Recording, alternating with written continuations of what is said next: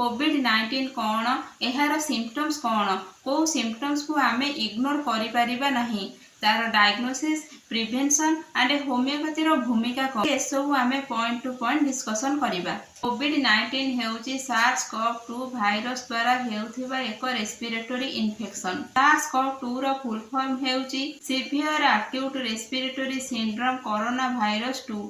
एहा कोविड-19 सृष्टि करिथाय।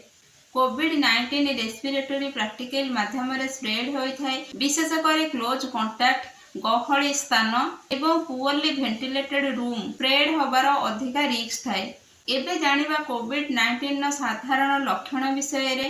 ज्वर, काश, गला दरज, नाकरू पानी बोहिबा किंबा नाक बंद हेबा, मुंड बिंधा, शरीर रे जंत्रणा और दुर्बल लागिबा सहित केतेक लोकंकर टेस्ट आउ स्मेल रे चेंजेस मध्य आसी थाए। टेस्ट आउ स्मेल पूरा पूरी लॉस हो जाय थाए, किंतु केतेक लक्षण गुरुतर हेई पारे। जदि श्वास नबारे बहुत कष्ट हुए, छाती रे लगातार जंत्रणा अनुभव हुए, हठात पेशेंट कन्फ्यूजन हो जाए, किछि भी जानि पारेनी, अत्यधिक निद्रा लगे, उठिबाकू इच्छा हुएनी, ओठ किंबा टोटल बॉडी जदि ब्लू कलर हो जाए, ताहले डेरी न करी तुरंत मेडिकल ट्रीटमेंट नबा आवश्यक। कोविड-19 रिस्क कमेइबा पई घर भितर वेंटिलेशन भल रखंतु, रेगुलर हाथ सफा रखंतु। ए आपण असुस्थ अछंती ताहले क्लोज कांटेक्ट अवॉइड करंतु।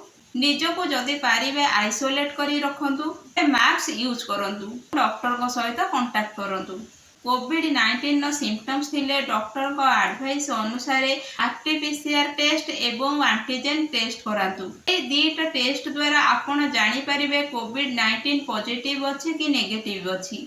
जदि माइल्ड सिम्पटम्स अछि, प्रॉपर रेस्ट नियंतु, जेते पारिबे सेते पानी पियंतु, पानी सहित आवश्यक अनुसार फ्लूइड नियंतु। किंतु वयस्क व्यक्ति जहाक बयस 60 वर्ष रु अधिका एवं diabetes, high blood pressure, heart disease, kidney disease, chronic lung disease रे आक्रांत थिबा व्यक्ति जहाको कि हाई रिस्क हुआ जाए, एभली हाई रिस्क पेशेंट माने शीघ्र मेडिकल रे एडमिट हुअंतु।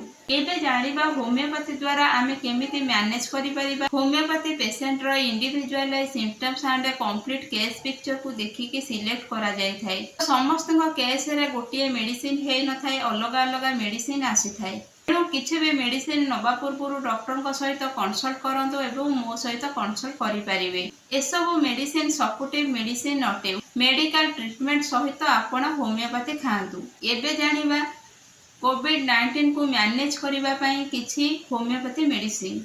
एमिति गोटा कंडीशन आसे, पेशेंट को बहुत रेस्टलेस लगे, ताकू एंजाइटी आसे, पेशेंट बहुत भय करे कि नाई मु मरी जीवी, मु आ बचिबिनी, ता सहित बहुत वीकनेस लगे।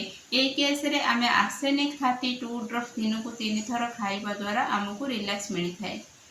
आ गोटा कंडीशन आसे फ्रेंड्स, पेशेंट सुखिला काश होबा सहित टोटल बॉडी पूरा ड्राइनेस रुए, पेशेंट को बहुत शोष लगे, पेशेंट को रेस्ट नबा पाई ही भल लगे।